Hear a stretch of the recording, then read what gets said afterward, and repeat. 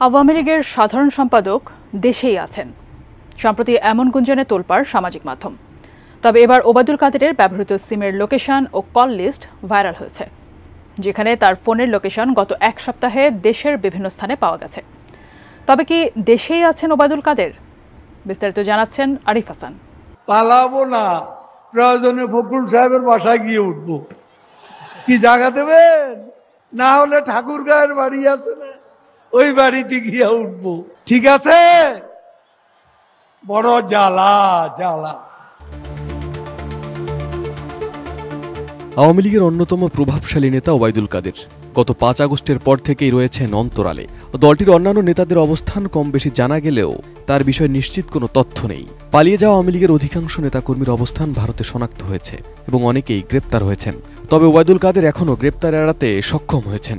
তার বর্তমান অবস্থান সম্পর্কে স্পষ্ট কোনো তথ্য পাওয়া না গেলেও ভারতে অবস্থানকারী অনেকে জানিয়েছেন তিনি ভারতে যাননি। টপার ননস্টিক কুকওয়্যারে 5 স্তরের ইউরোপিয়ান স্ট্যান্ডার্ড কোটিং থাকায় খাবার লেগে যায় না। সরকার পতনের পর কেউ কেউ দাবি করেছেন তিনি ৫ আগস্টই যশোর সীমান্ত দিয়ে ভারতে চলে গেছেন। কেউ দাবি করেছেন তিনি সিঙ্গাপুরে কিংবা সংযুক্ত আরব আমিরাতে অবস্থান করছেন।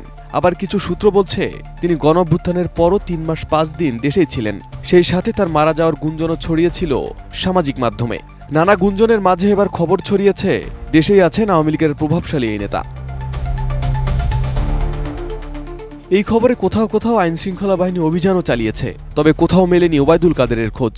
সম্প্রতি সামাজিক যোগাযোগ মাধ্যমে ওবায়দুল কাদেরের ব্যবহৃত সিমের লোকেশন ও কল লিস্ট ছড়িয়ে পড়েছে। ভাইরাল ওই তালিকায় দেখা যায় সর্বশেষ ৫ আগস্ট ওবায়দুল কাদেরের ব্যক্তিগত ফোন নম্বরটি খোলা ছিল। ওই দিন দুপুর 2টা 42 মিনিটে তার ফোনের ট্র্যাক লোকেশন ছিল মোহাম্মদপুর।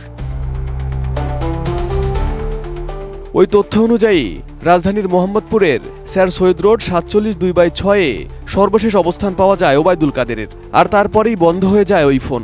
ভাইরাল সেই কল লিস্টে দেখা গেছে ওবায়দুল কাদের মোবাইল ফোনে খুব কম কথা বলতেন। দলীয় কার্যালয় ও নিজের বাসা ছাড়া খুব বেশি স্থানে তার কল লোকেশন পাওয়া যায়নি।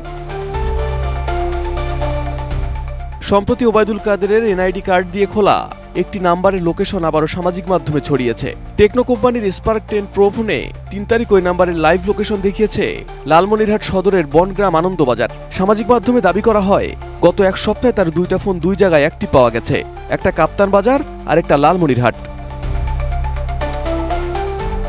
তবে ফোনের লোকেশন জানা গেলেও ওবায়দুল কাদের আদৌ দেশে আছেন নাকি দেশ ছেড়েছেন সেটি নিশ্চিত হওয়া যায়নি। তবে দাবি করা হচ্ছে ফোনটা ফরেনসিক করতে পারলে অনেক তথ্য বের হয়ে আসবে। Arif Hasan, ATN news.